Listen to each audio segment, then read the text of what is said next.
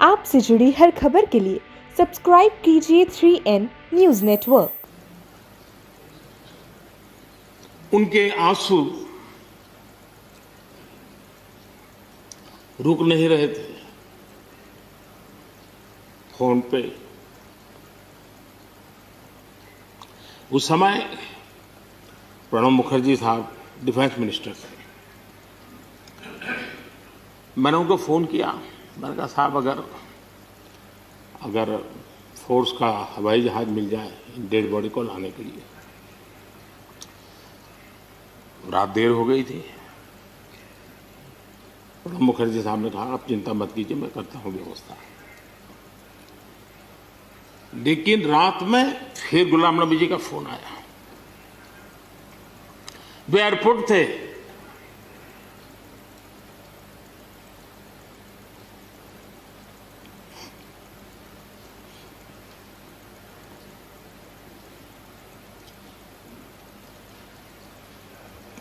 Airport से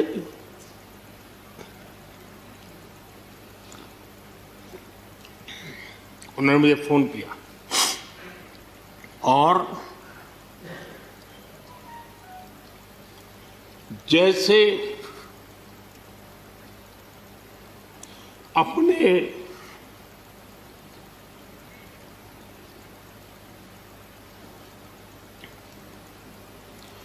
परिवार के सदस्य की चिंता करें,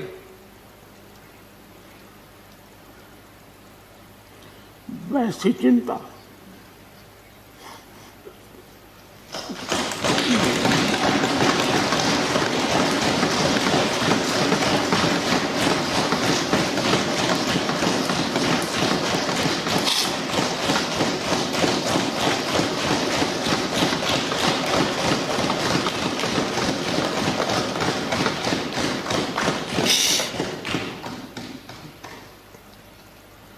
पद, सत्ता जीवन में आती रहती है, लेकिन उसे कैसे पचाना,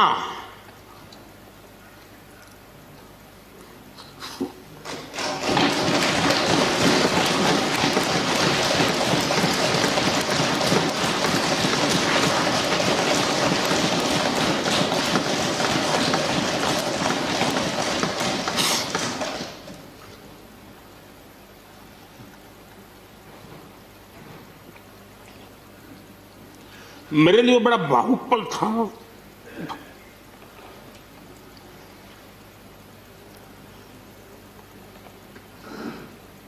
दूसरे दिन सुबह फोन आया कि मोदी जी सब लोग पहुंच गए।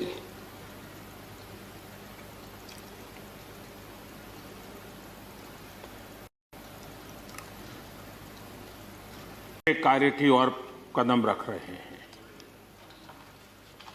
श्रीमान गुलाम नबी आजाद जी, श्रीमान शमशेर सिंह जी, मीर मोहम्मद फैयाज जी, नाजिर अहमद जी, मैं आप चारों महानुभावों को इस सदन की शोभा बढ़ाने के लिए, आपके अनुभव का, आपके ज्ञान का सदन को और देश को लाभ देने के लिए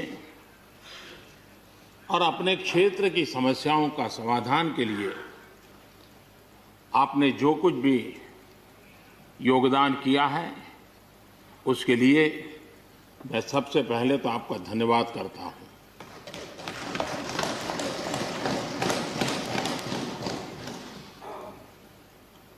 मीर मोहम्मद जी और नाजिर अहमद जी, ये दोनों ऐसे साथी, सदन में शायद उनकी तरफ बहुत कम लोगों का ध्यान गया होगा, लेकिन कोई भी सत्र ऐसा नहीं होगा कि जिनके साथ मुझे मेरी चैम्बर में बैठ करके अलग अलग विषयों पर सुनने का, समझने का मौका न मिला। इवन कश्मीर की भी बारीकियां जब उनके साथ बैठता था, कभी कभी तो वो परिवार के साथ भी आते थे, इतने अनेक पहलू मेरे सामने रखते थे, वो मेरे लिए भी बड़ा एनलाइटनिंग रहता था। तो मैं हमारे इन दोनों साथियों का, जो मेरे साथ व्यक्तिगत रूप से नाता रहा और जो जानकारियां मुझे वो मिलती थी, मैं उसके लिए उनका हृदय से आभार भी व्यक्त करता हूं। और मुझे विश्वास है कि उनका कमिटमेंट और उनकी क्षमता, ये दोनों देश के लिए और विशेष करके जम्मू कश्मीर के लिए काम आएगी। देश की एकता, देश के सुख शांति वैभव को बढ़ाने में काम आएगी, जब मुझे पूरा विश्वास है। हमारे एक साथी शमशेर सिंह जी, अब तो याद भी नहीं रहा कितने सालों से मैं उनके साथ काम करता रहा हूं, क्योंकि मैं संगठन की दुनिया में का इंसान रहा, इसी क्षेत्र में मैं काम करता था। कई वर्षों तक जम्मू कश्मीर में भी काम करने का मौका मिला। तो मेरे साथी कार्यकर्ता के रूप में कभी एक स्कूटर पर ट्रैवल करने का मौका मिलता था। बहुत छोटी आयु में जो इमरजेंसी में जेल में गए, उसमें शमशेर सिंह जी थे। और इस सदन में शमशेर सिंह जी की उपस्थिति 96% है। ये अपने आप में, यानी जो दायित्व जनता ने उनको दिया, उसको बिल्कुल 100% निभाने का प्रयास। मृदुभाषी हैं, सरल हैं, और मुझे विश्वास है कि जम्मू कश्मीर से रिटायर होने वाले 4 आदरणीय सदस्यों के लिए उनके जीवन का यह कार्यकाल सबसे उत्तम कार्यकाल है, क्योंकि इतिहास ने एक नई करवट बदली है और जिसके वो साक्षी बने हैं, सहयात्री बने हैं। ये उनके जीवन की बहुत बड़ी घटना है। श्रीमान गुलाम नबी जी, मुझे चिंता इस बात की है कि गुलाम नबी जी के बाद इस पद को जो संभालेंगे, उनको गुलाम नबी जी से मैच करने में बहुत दिक्कत पड़ेगी।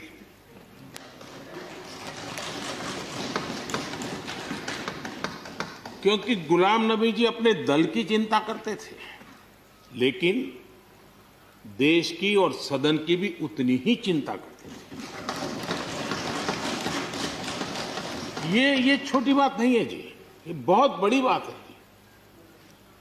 वरना अपोजिशन के लीडर के रूप में अपना दबदबा पैदा करना, ये सब मोह किसी को भी हो सकता है, लेकिन उन्होंने सदन से, मैं शरद पवार जी को भी इसी कैटेगरी में रखता हूं, वे सदन की और देश की चिंता को प्रायोरिटी देने वाले नेताओं में से रहे। गुलाम नबी जी ने बखूबी इस काम को निभाया है।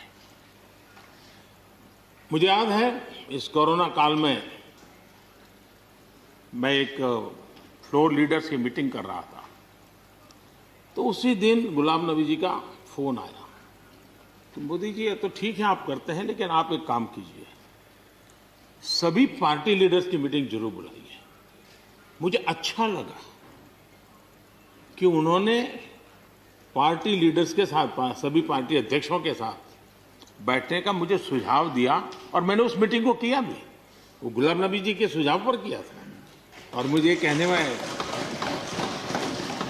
यानी इस प्रकार का संपर्क, और उसका मूल कारण है कि उनको दोनों तरफ का अनुभव रहा है, सत्ता दल का भी और विपक्ष का।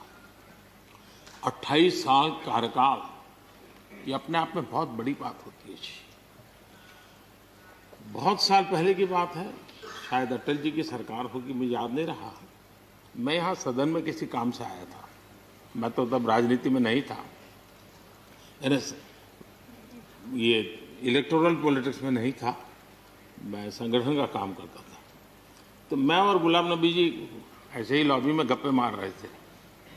अब जैसा पत्रकारों का स्वभाव रहता है, बराबर नजर लगाए बैठे थे कि ये दोनों का मेल कैसे हो सकता है।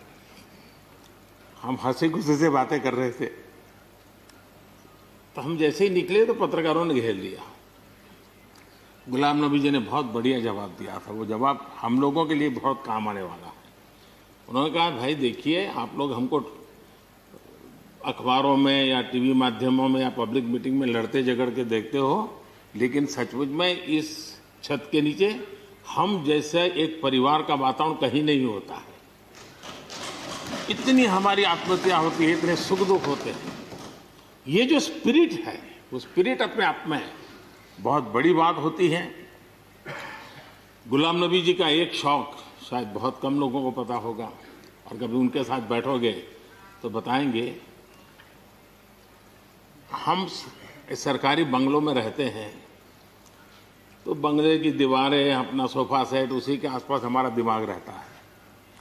लेकिन गुलाम नबी जी ने उस बंगले में जो बगीचा बनाया है, यानी एक प्रकार से कश्मीर की घाटी की याद दिला दे, ऐसा बगीचा बनाया है। और इसका उनको गर्व भी है, वो समय देते हैं, नई नई चीजें जोड़ते हैं, और हर बार जब कंपटीशन होती है तो उनका बगलो नंबर 1 ले आता है। यानी अपने सरकारी जगह को भी कितने प्यार से संभालना, यानी बिल्कुल मन से उन्होंने इसको संभाला है। जब आप मुख्यमंत्री थे, मैं भी एक राज्य का मुख्यमंत्री के नाते काम करता था, हमारी बहुत गहरी निकटता रही उस कालखंड में। शायद ही कोई ऐसी घटना मिल सकती है कि जबकि हम दोनों के बीच में कोई संपर्क सेतु न रहा। एक बार गुजरात के यात्री, क्योंकि जम्मू कश्मीर में जाने वाले टूरिस्ट में गुजरात बहुत बड़ा नंबर रहता है, और टेररिस्टों ने पर हमला कर दिया। करीब 8 लोग शायद मारे गए। सबसे पहले गुलाम नबी जी का मुझे फोन आया।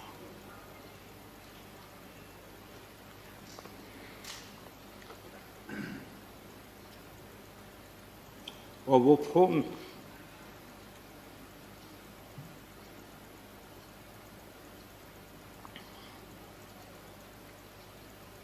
सिर्फ सूचना देने का नहीं था,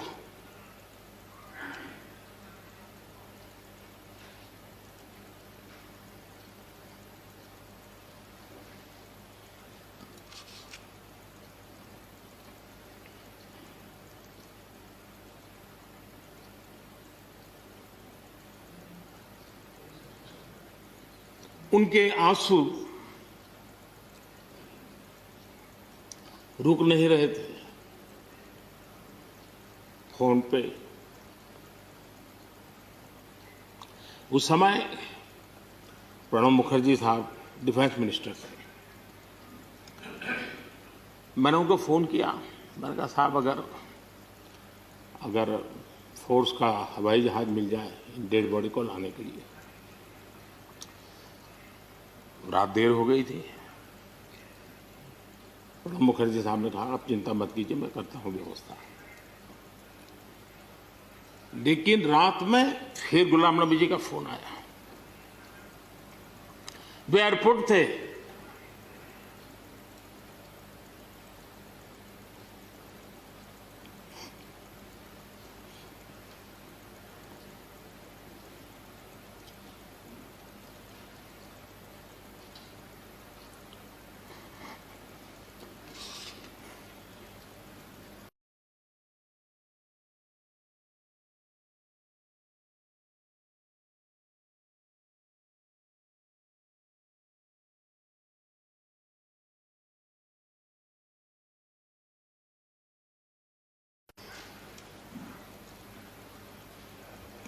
एयरपोर्ट से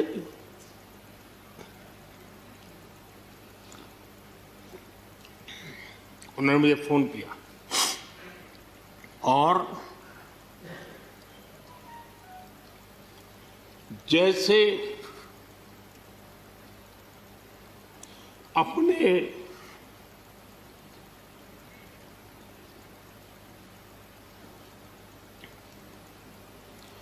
परिवार के सदस्य की चिंता करें,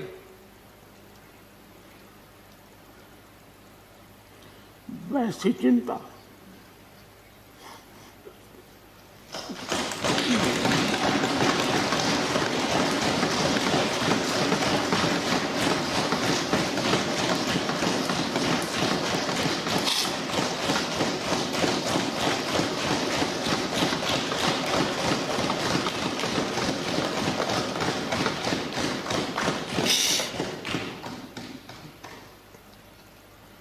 पद, सत्ता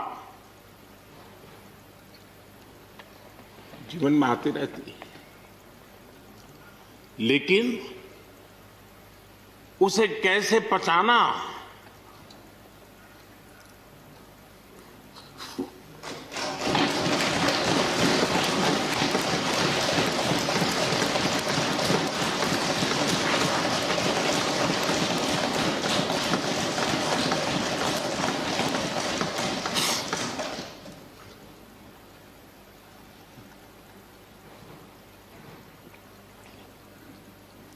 मेरे लिए बड़ा भावुक पल था।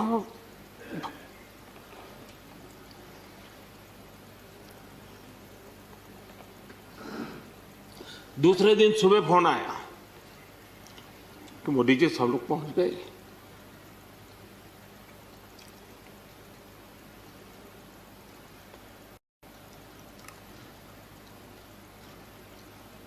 इसलिए एक मित्र के रूप में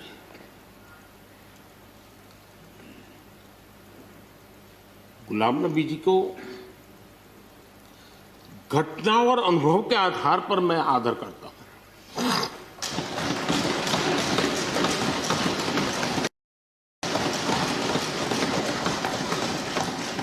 और मुझे पूरा विश्वास है कि उनकी सौम्यता, उनकी नम्रता, इस देश के लिए कुछ कर गुजरने की उनकी कामना, वो कभी उनको चैन से बैठने नहीं देगी। और मुझे विश्वास है कि जो भी दायित्व जहां भी वो संभालेंगे, वे जरूर वैल्यू एडिशन करेंगे, कंट्रीब्यूशन करेंगे और देश उनसे लाभान्वित होगा। ये सब मेरा पक्का विश्वास है। मैं फिर एक बार उनकी सेवाओं के लिए आदरपूर्वक धन्यवाद करता हूं और व्यक्तिगत रूप से भी मेरा उनसे आग्रह रहेगा कि मन से मत मानो कि अब आप इस सदन में नहीं हो। आप के लिए मेरे द्वार हमेशा खुले, इन चारों माननीय सदस्यों के लिए खुले हैं।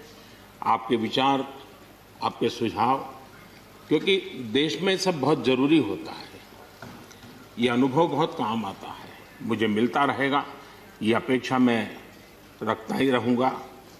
आपको मैं निवृत्त होने नहीं दूंगा। फिर एक बार बहुत शुभकामनाएं, धन्यवाद।